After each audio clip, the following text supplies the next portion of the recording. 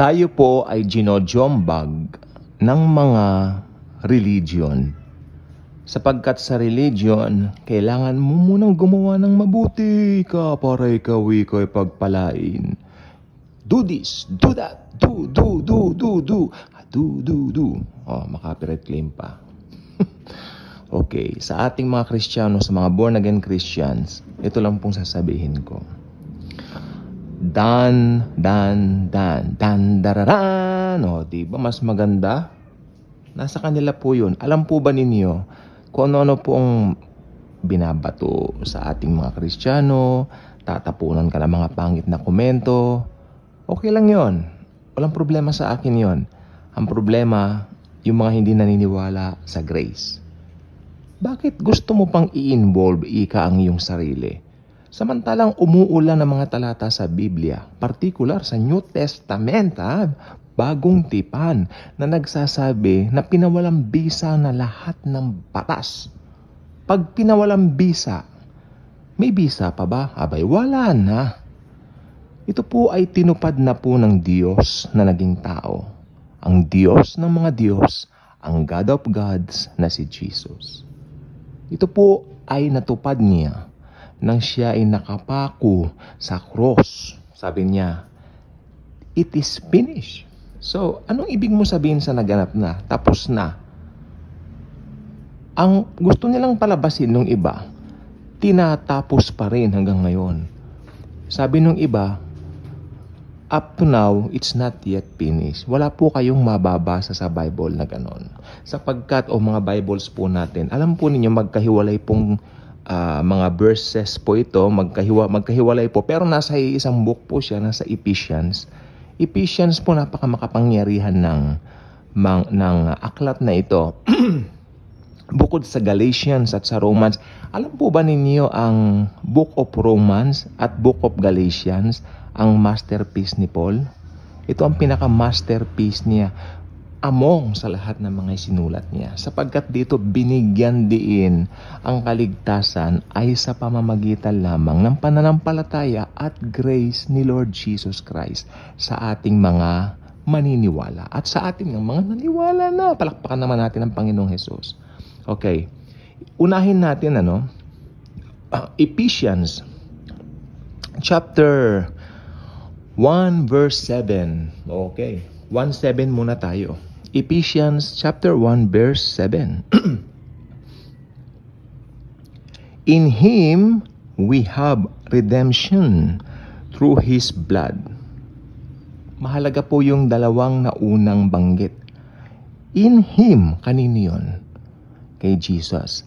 In Him, in case hindi nyo narinig, in Him we have redemption. Paano? Through His blood. Kanino blood? Through His blood. Alam nyo, pag nagbabasa tayo ng Bible, huwag natin bilisan. Namnamin natin ang sustansya nito. In Him, we have redemption through His blood. Maliwanag po yan, the forgiveness of sins in accordance with the riches of God's grace. Pagkaganda-gandang scripture at talata at verse nito. Ang yaman sa biyaya ng Panginoong Hesukristo. Ano't hindi nakukuha ng iba. Ano po? Gusto pa rin gumawa, mag-perform to please the Lord Jesus. Sorry po. Wala pong mangyayari. Ipiperform nyo man lahat. The best performance of your life. Wala rin pong mangyayari. Okay.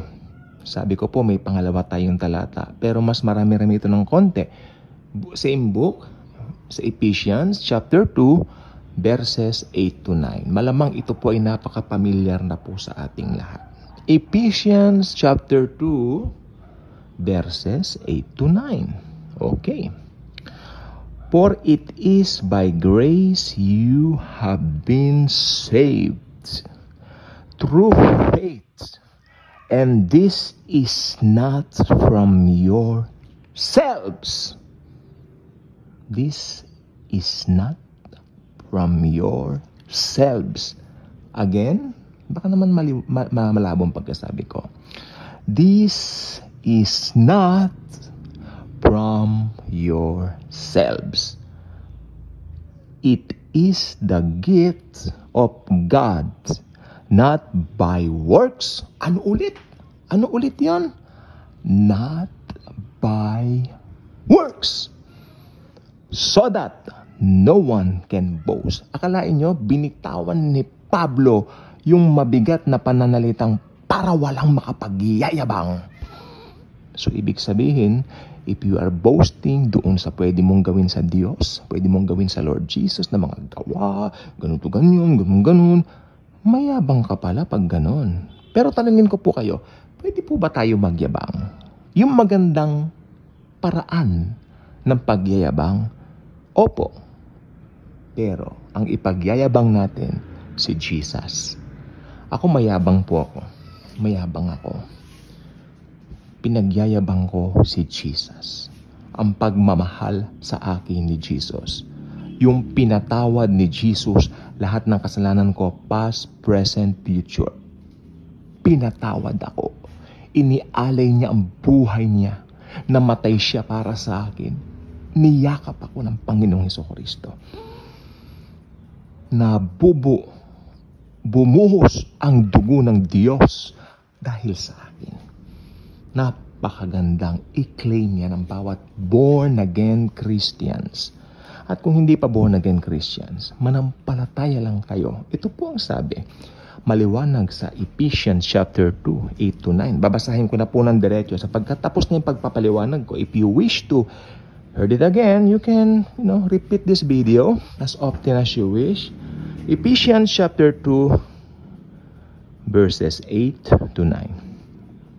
Basa. For it is by grace you have been saved, through faith, and this is not from yourselves.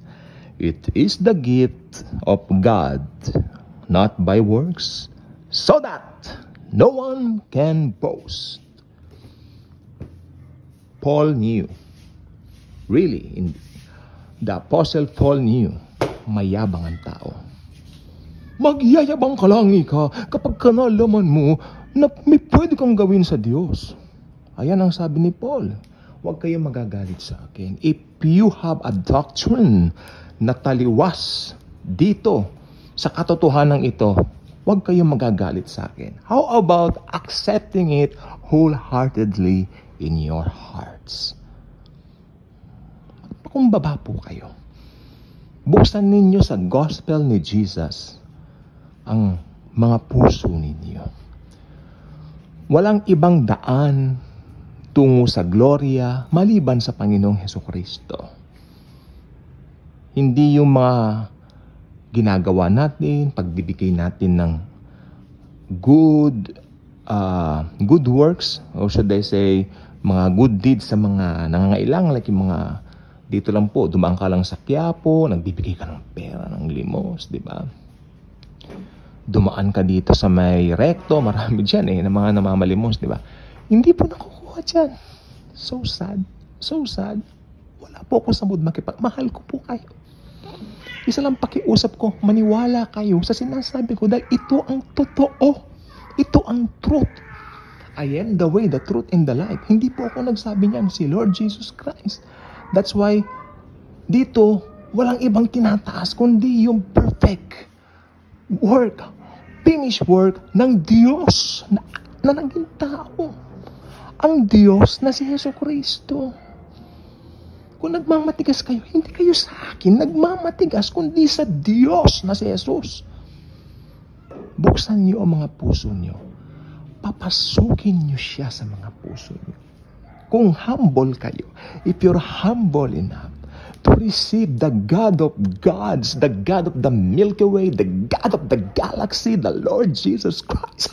Oh my Lord, thank you Jesus. I love Jesus because He first loved me.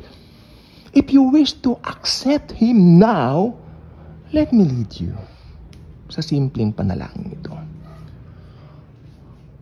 Panginoong Jesus, alam kong mahal mo po ako. namatay po kayo sa krus ng Kalbaryo para bayaran ang lahat ng kasalanan ko, past, present, at future. Lord Jesus, I receive you into my heart and into my life right now. Be the driver and the pilot of my life from now on. Lead me, Panginoon.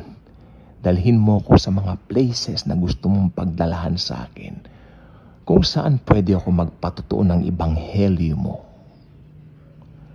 ng ginawa mo sa krus ng Kalbaryo. Pinapapasok kita ngayon sa buhay ko, Lord Jesus, as my very, very, very own personal Lord and Savior.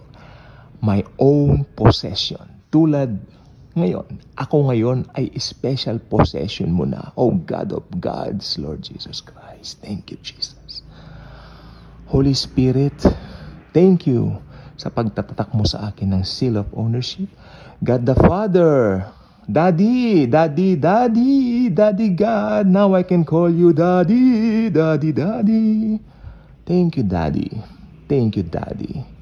Now I can call you Daddy because of the finished work of the Lord Jesus Christ. Meron na po tayo, Daddy, ngayon na super, super, duper close na relationship from now on. Thank you, Jesus. Thank you, Daddy God. Thank you, Holy Spirit. In Jesus' mighty name, Amen. Kung tao sa puso ninyo ang panalangin na yan, I believe you got born again. You got saved. Open the Bible. Read the Bible. Share Jesus. Be happy. Be happy with your life. Be happy with the blessings that the Lord Jesus will supply sa buhay mo from now on. Magigitla ka, masyasya ka kung gaano siya kabuti at kabongga sa iyong buhay. Gugulatin ka niya. Marami sa Facebook, gugulatin ka ni Jesus. Kaya kung hindi ka pa nakasubscribe sa channel na ito, I invite you to do so. Click the notification bell, share this video, share the wonderful love of the Savior, the Lord Jesus Christ. Anytime now, rapture na. Ching! Ganon. Pick! In a blink of an eye, rapture na. Thank you. And Jesus truly loves us all.